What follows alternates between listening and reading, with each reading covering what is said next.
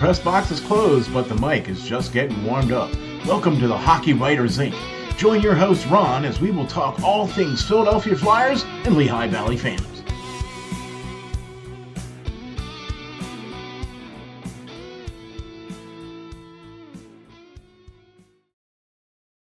Ladies and gentlemen, welcome to the next episode of the Hockey Writers Inc. with a very, very special guest. Today, we've got Isaiah from O&BPuck. How you doing, buddy? How you doing? Oh, man, I'll tell you what. I can't wait to get into some Flyers talk here with the great Isaiah from O&BPuck. By the way, hop on over to O&BPuck. Get yourself subscribed. Make sure you got them followed. Man, these guys got their finger on the pulse of what's going on here for the Flyers, and you got to be all on top of that, right? So hop on over there and get subscribed to O&BPuckcast on X, and they're all over social media, so be sure to go check them out. All right. Folks, we have to make a major announcement here on the Hockey Writers Inc. We have a very special guest here, Mr. Isaiah from O&BPuck, and we here at R&J Media would like to extend a huge and proper thank you to Mr. Isaiah for helping us out with some technical difficulties that we had here at R&J Media. He was able to help us out with a computer, and we were able to get things back up and running thanks to him. So a Hockey Writers Inc. salute to you, sir. Thank you very much, man. Really appreciate it. No, you're welcome. Salute right back. You got it. All right. So, we've seen some of the shows that you guys have put together, and you guys have kind of talked about everything as well. And we here at Hockey Writers Inc. have kind of done the same thing. You know what I mean? And we saw the recent move here that was done last week where the Flyers were able to trade Sam Ersson to get Joseph Woll from the Toronto Maple Leafs, and then also making another trade for Emile Andre, for Simon Benoit, and a third-round draft pick for 2026. Let me just get your take on that, Isaiah. What do you think about that move there that was done, and also the third-round pick too? Well, it was pretty straightforward. In Emile Andre and Sam Ersson, you had two players that really didn't figure in the Flyers' plans. The Flyers just simply couldn't come back and roll the dice with Sam Ersson any longer. They needed an upgrade, especially because it appears as if they're willing to invest long-term in Dan Vladar. And if they're going to make a 5 or 6 year commitment, if you even add the year coming up and then 5 years after that, then they're going to need a good backup. And they realized that last year was the first time he played more than 30 games in a season. And it's really not sustainable unless he has a good backup.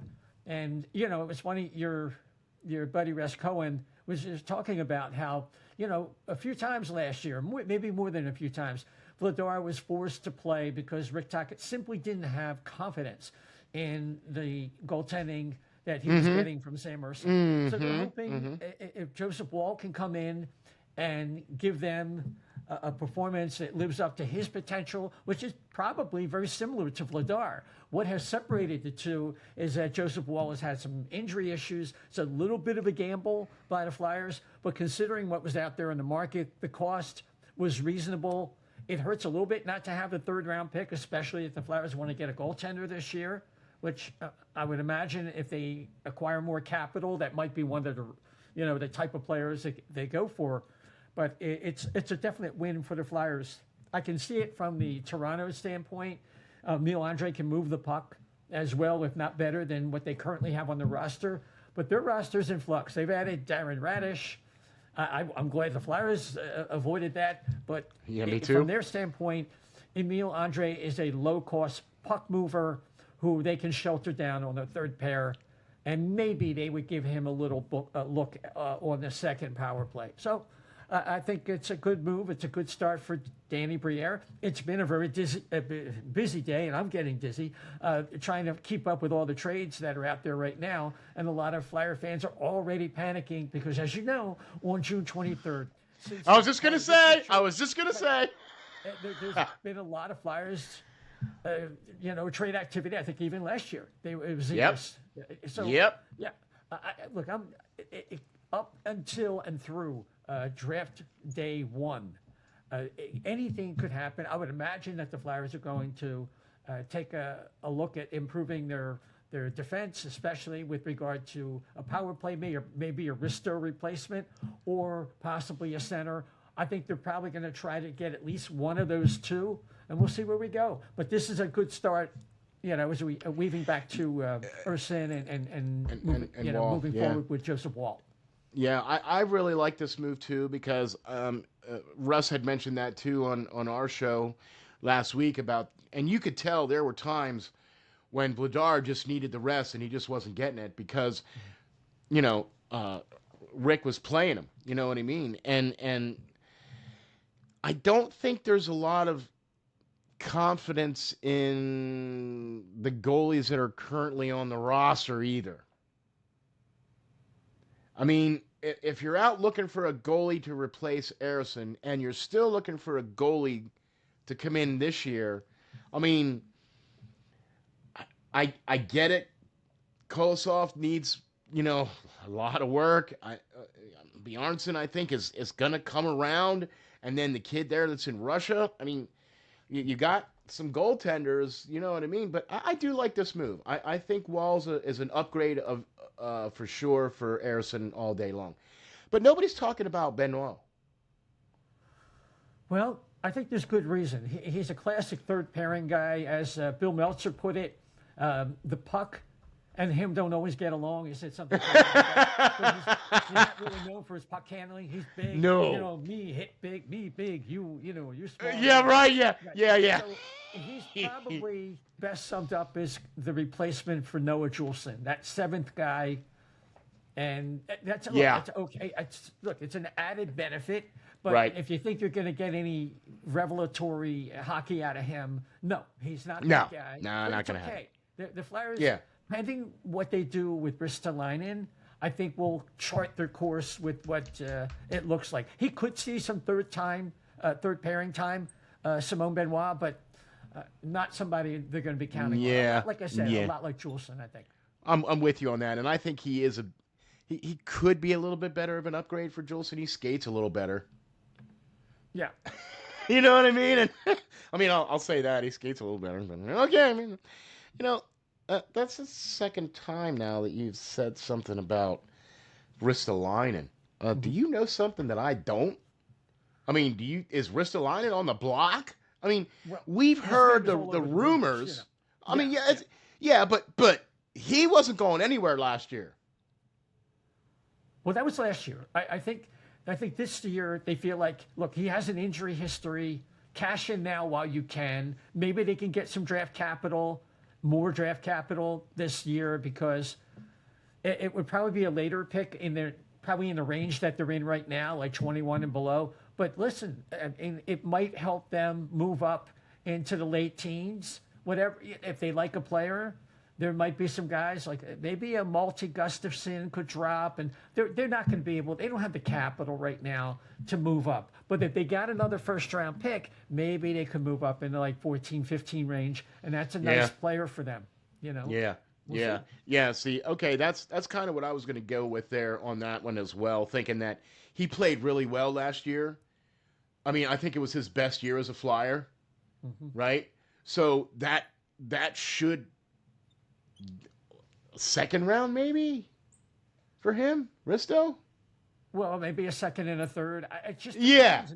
It depends. I mean, who's out there? I mean, Trouba could be out there. Carlson, everybody says, well, oh, no, he's going to Tampa Bay. I'm not totally sold that that's what's going to happen. Right. It depends how close, how much of a family decision versus a hockey decision that John Carlson's going to make. Because if it's a family decision, maybe he'll want to go to Jersey. They just moved Simon Nemec, okay? Or he might want to go to Philadelphia.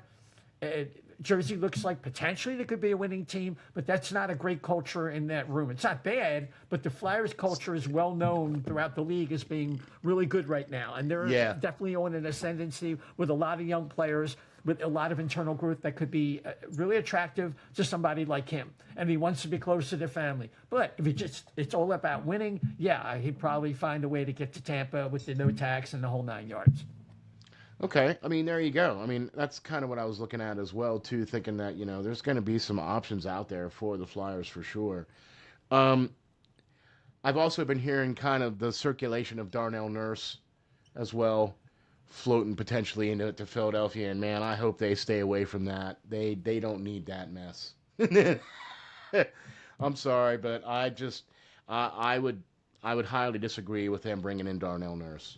I just have not seen very much good from him playing in Edmonton over the last few years. The only thing I can tell you about that is I've read Charlie O'Connor and his rationale for how it could fit. But at the end of the day, he doesn't like it. And my instant reaction was a lot like the fans. I just don't understand where he would fit unless he was replacing somebody in the top 4. So with Cam York needed to be a trade chip. Okay, you get more length, you get more speed, you get maybe a little more offense, but you get a lot of bad penalties. He has a really bad reputation as like a little bit of a cheap shot artist, maybe a lot of a cheap shot artist. See, you're following my thread here, right? Yeah. Plus stay away. That he is older. So you're losing. Look, I'm not a big Cam York fan. I got to be honest with you. If he were a counterweight to a star, then it would be different. If he were like a Matt Carl to the Pronger. But the Flyers don't have that player, so they need more from him. And he's just a defensive defenseman, highly effective for the most part. But in the playoffs, I don't know if you win with guys like that if you give them a lot of minutes, just because he can be kind of pushed around a little bit. That's not a knock on him. It's just reality. And that was kind of the knock on him when he was coming up through, too, in juniors. Right, is that he didn't assert himself physically like he should, okay? And that tends to get him off the puck because guys can push him off the puck. You know what I mean? And so, okay, I mean, I do like Cam York. I watched him play in juniors, and I thought he was pretty good. I like him out there, but if you can get improvement, okay, I'm with that. But I just don't think that Darnell Nurse is an improvement. He's a slight improvement in certain categories. The problem is he's a much older player. So I'm trying to remember his draft year. Was it 2013? Or something like that, I think, yeah. Might have been the same year we drafted Sam Moran. Might have been. Might have been, yeah. It might have been. I have to look that up now that McKeon is going to kill the cat. Meow. Our crack research staff. Yeah, I'm just looking up on the internet like any schmo. Yeah, right. Yeah, just for curiosity, because that would make him 6 years older. Than right? Was he 20? Yeah. Maybe he was 2014? No, that was the year we got, what's his name? Sanheim. Yeah, okay. Okay. Let me just look this up. There's not too many nurses out here. No. In the NHL database, so that should come up pretty quick. So Darnell Nurse was drafted in 2013, and like I said, okay, there you go. Right. So that's six years difference.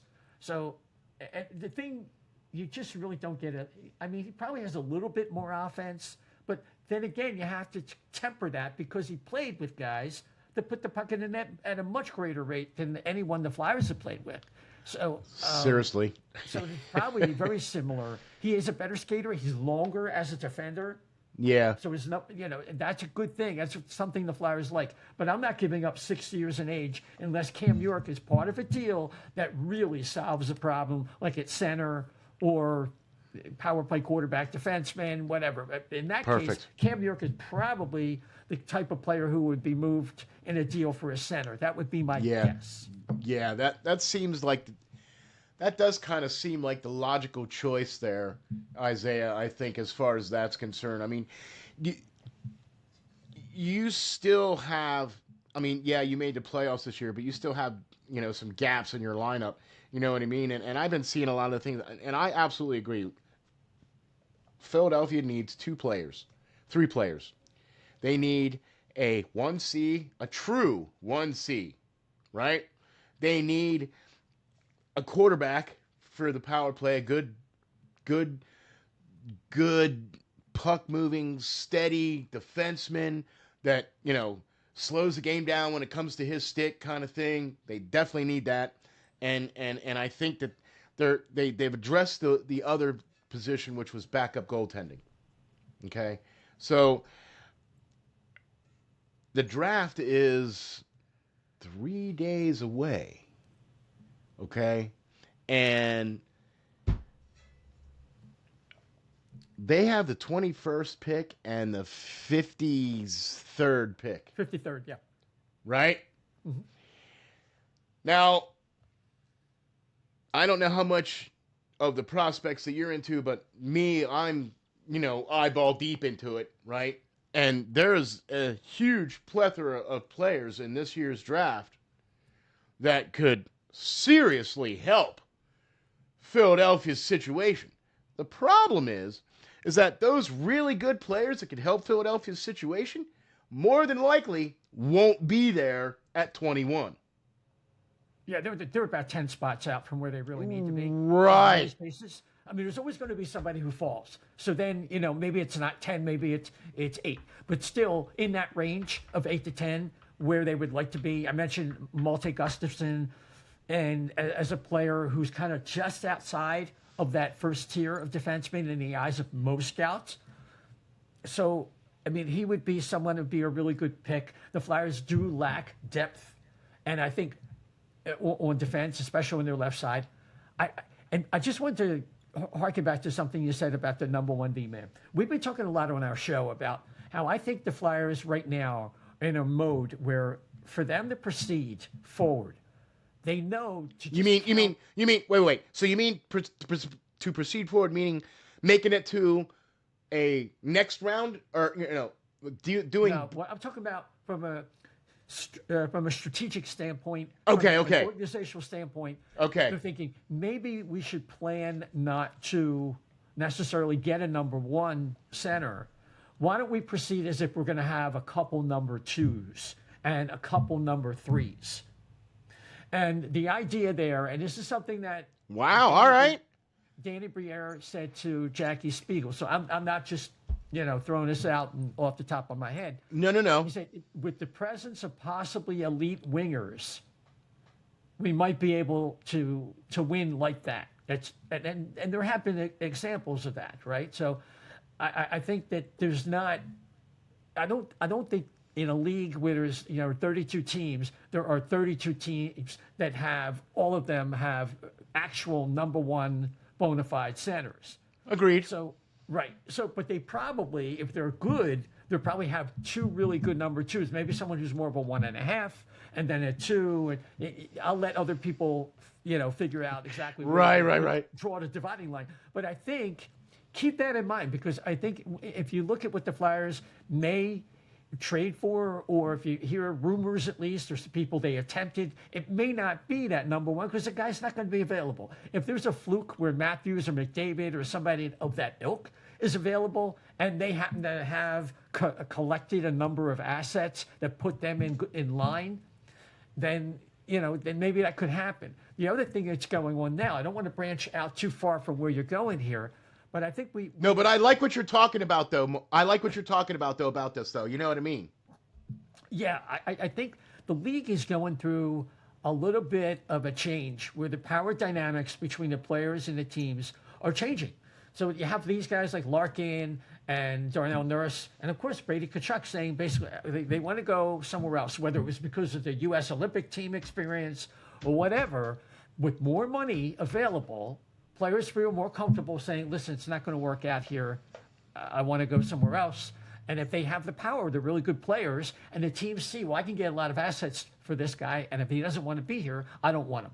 So you're going to see more movement. So this is why the Flyers really should bide their time and try to improve incrementally until they could strike. And in the meantime, try to accrue assets and sell high on some players that they don't think are going to amount to anything in their organization, at least. They sell on Bobby Brink because Bobby Brink didn't have a place. They took a swing of David Juracek, and it remains to be seen what goes there. But that's just an example of how they ought to play this.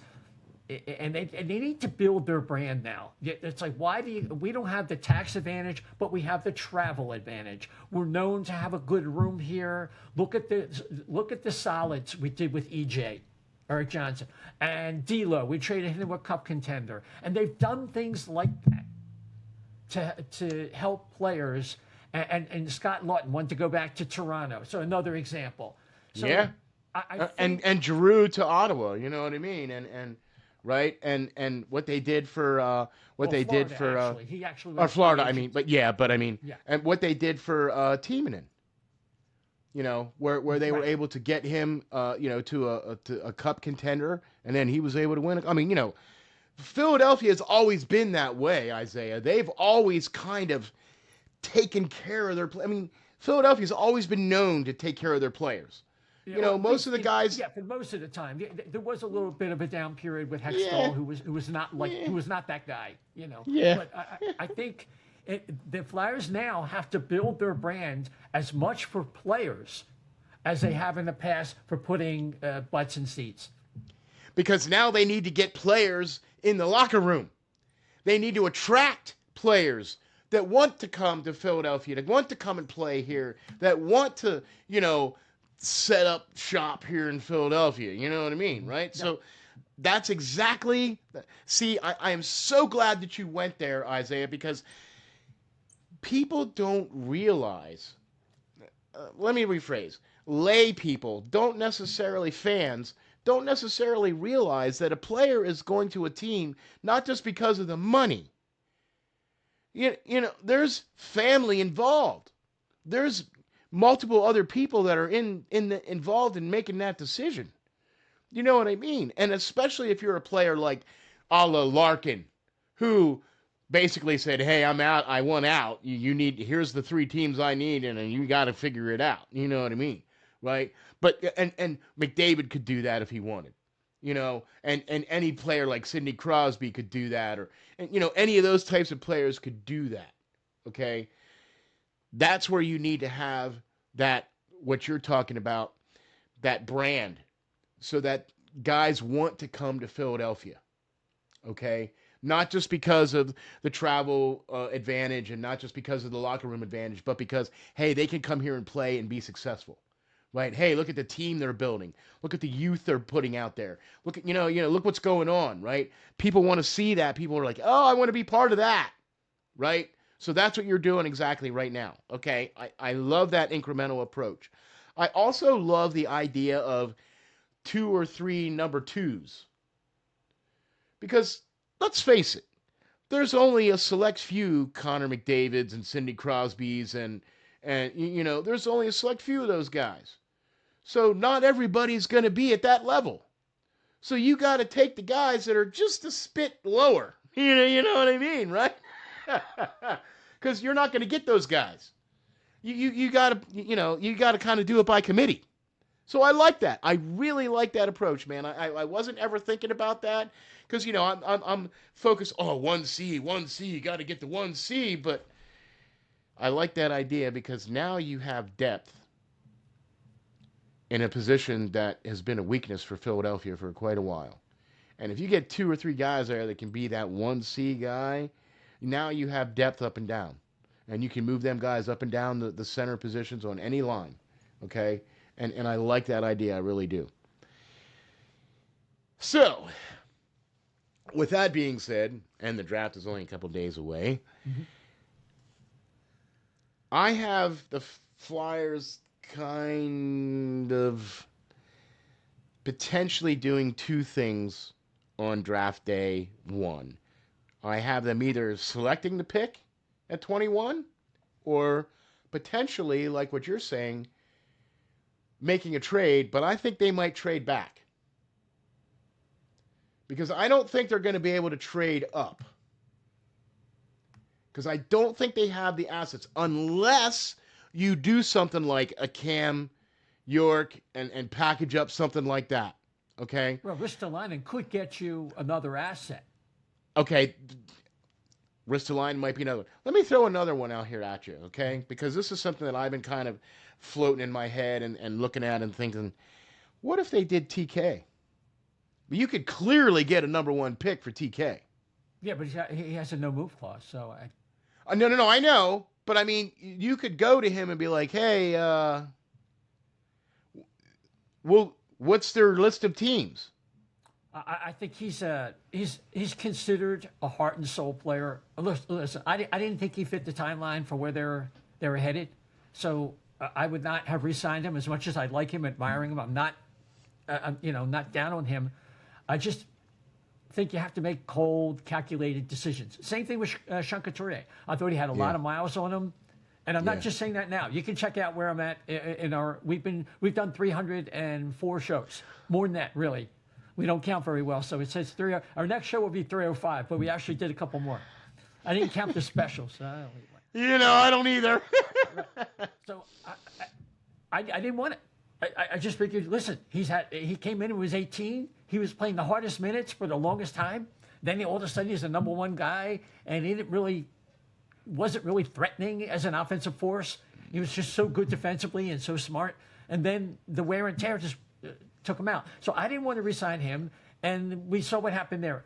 The way TK needs to play to be effective is not going to wear well. It's almost like Mike Richards. It's going to end up very similar, except he takes better care of himself. Okay, so I think he'll do better in that regard. But yeah, I would do it. But I want to talk realistic tonight, and I don't think TK is realistic. I really don't. Okay. No, I just wanted to throw that out there. Yeah. I just wanted to throw that out there because it was something that I've been kind of just mulling around, just thinking, out loud or whatever. But it's just something I wanted to kind of get your take on. So, do you think they're going to pick at 21?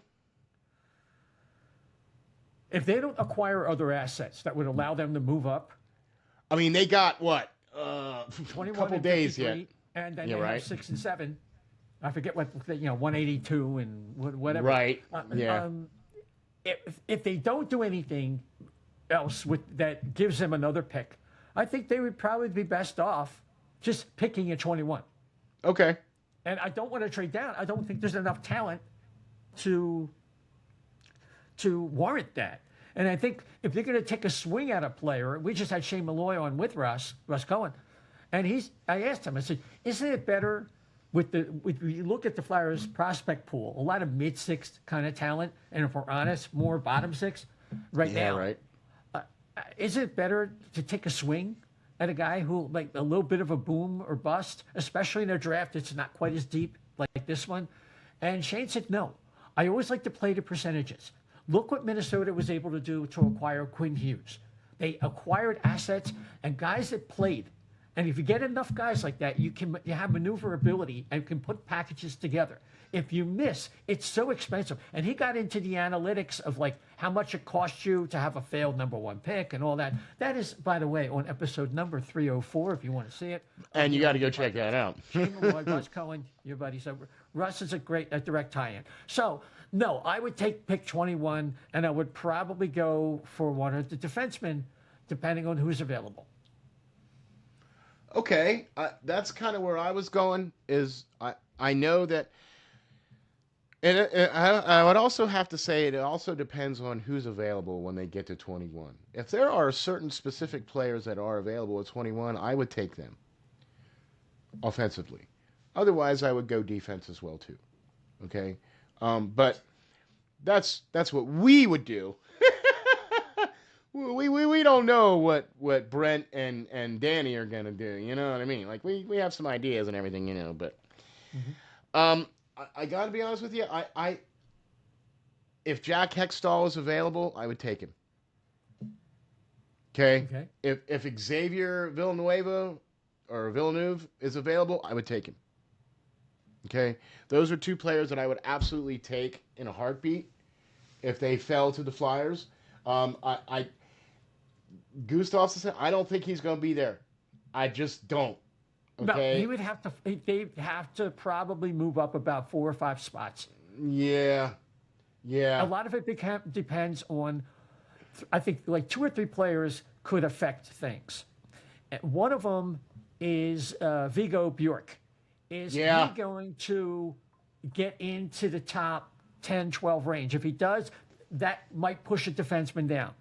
And the other player who is an X factor is Alexander Command, who would be, I think, a much better choice for the Flyers than Jack Hextall. Jack Hextall, to me, is a third-line defenseman, and the Flyers already have about 5 or 6 in the organization. Hextall is a forward, center. Right, yeah. They have I'm like sorry. 3 Cs. Yeah, the Flyers have mastered the art of drafting third-line centers. So Right. I think, maybe Berglund could break out. If Nesbitt breaks out, I think it will probably take about 4 years. But he'll be in the lineup before that, but in terms of reaching his potential. So I think the Flyers need defensemen, and I would go for an offensive guy if Ryan Lynn was there, but he's going up a lot of boards. Yeah. I don't like Villeneuve because I think he's too much of a bust. I don't think he can defend at all. And his offensive skill is probably as good as anybody on defense in the entire draft. But he's so poor defensively, you have to wonder, do you really want to whiff on a first-round pick like that? Now, if he slipped and the Flyers could move up from the second round, early in the second, then I would be more willing to take that chance. But if I want to hit on a player in the first round, I would not take Villeneuve. And Jack Hextall is more of the same that they already have. And I just think there's enough defensemen and other players that would be a better choice for them. Okay. Even some wingers. Because if they're going to have to move wingers anyway to get some of the players, then you're going to want... Adam Valentini, Elton Hermanson, Beckham Edwards. I mean, those are some guys that might potentially be available. I think Edwards is more of a second rounder. Okay. Yeah, so it depends on whose list you follow. I asked him about Dagenais the other night, and he felt like, no, he's more of a second-round guy. So it depends, like I said, whose list you follow. Russ did admit that he underestimated Command. Yeah. And, yeah. So I agree with that one, too. If he's available, if he's available, I would take him, too. Yeah. Yeah, all day long. Okay, but okay. Well, there you have it, folks. We talked a lot about potential moves that the Flyers could do, the moves that they've already done. You know what I mean? And we talked about some potential guys they could pick up in the draft. Either way you slice it, I think it's going to be a very interesting time for the Flyers. I think they were trying to make the playoffs. I think they were a little bit surprised that they made the playoffs. You know what I mean? And then I don't think they were expecting to necessarily beat Pittsburgh. I mean, okay. But, all right. I mean, all in all, though, I think Flyers have some good things that they can do, and let's cross our fingers and hope that they don't swing and a miss. You know what I mean? I think there's enough guys in this draft that no matter where they pick, if they have the right value on the right guy, they're going to get a good player. Okay? I really do. This draft, 26 draft, 27 draft, and 28 draft, all three of these drafts are going to be really good. They have some really, really good players that are going to be NHL players for a really long time, okay? I don't think we've got that Macklin Celebrini or Connor Bedard. Everybody's talking McKenna, but I'm not putting him in that same category, okay? I'm just not, okay? I mean, is he a good player? And more than likely, it's either going to be him or Stenberg. I honestly, that's going to go number one. But I don't know. I just don't have that feeling like I did with Bedard, or even Schaefer. Matthew Schaefer. Yeah, Schaefer was just a revelation, and he really looked so good while he was healthy in that junior tournament. But he looked like really next level. And I know there's some people hanging on to some other players, but by the time the draft list came out, they were right. And then he came into the league, and we saw what happened. And I don't think it's a fluke. I think he's a star. And there's no player like him in this draft. If he was in this draft, he would easily go number one. Like he did last year. I mean, boy. Right. No, I agree. There's no Celebrinis. There's no Bedards. Not in this draft. No. No. Next year. It's an average draft, really. But I think there's a little bit more meat on the bone here on this draft. as far as some depth of players throughout most of the selection of players. There's pretty good meat on the bone, and I think next year, yeah, that's what I mean, right? But I also think that next year and 28 are going to be really special years because we're going to see some really special players coming out in those couple years. So I'm crossing my right, crossing my fingers on that one, buddy. Well, listen, folks, we got a great show here for you. I would like to say a huge shout out to Lowercase Blues for Jake and the boys for coming up with the awesome theme music to the show. If you are in the Delmarva area, go to lowercaseblues.net. Check them out. They're touring all over the place. You got to get a shot at see these guys. Go to their website, lowercaseblues.net. Check them out. They got some swag on there. They got some videos on there and all of their tour dates on there too. Be sure to check them out. Thank you to Jake and the boys. Really appreciate that. Also, big thanks and props to all the Facebook groups out there that allow us to put our information out there. We really appreciate you allowing us to do that. And thank you all very much for tuning in and checking us out. Isaiah, tell the folks where we can find the great O&BPuck, along with Chef and Dan Silver and all the great guests that you guys have over there at O&BPuck. Oh, well, you can find the O&BPuckcast on X and Blue Sky at O&BPuck, at O&BPuck, also on Getter at O&BPuckcast.